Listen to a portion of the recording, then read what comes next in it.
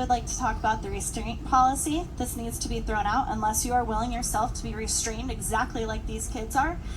These are children and you are mistreating them and you did not have parental consent to do anything to them, so shame on you.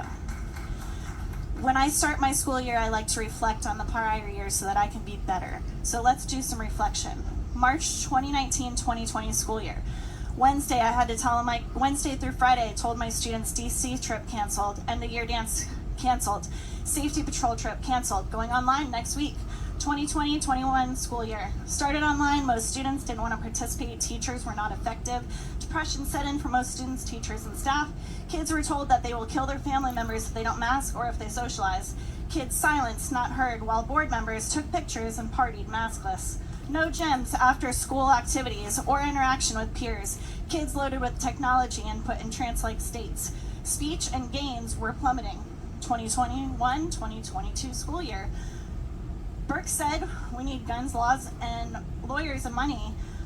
Feds showed up at the school board meetings. Masks continued for staff. Parents were arrested for standing up for their rights, for medical choices for their kids, standing for their beliefs and asking questions, or just standing at a school board meeting. Vaccine vans were put out at schools, 28 at elementary schools.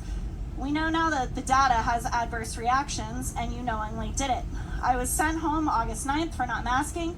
As a healthy teacher, I was not sick and I even gave you a forensic audit about masks being harmful and I was ignored.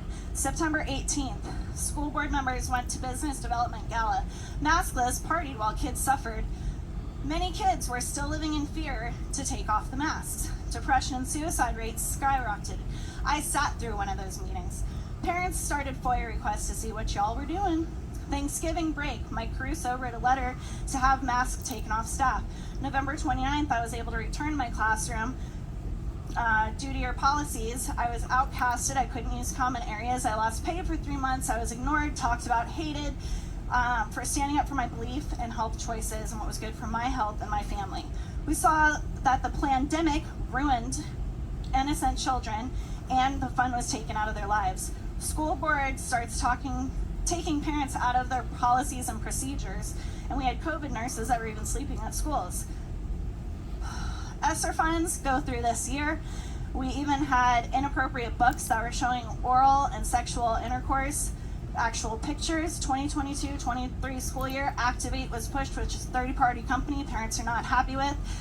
So much is being pushed by this board. We know you're corrupt, and we will stand for our children no matter what. We know that you see them as price tags, but our children are not for sale.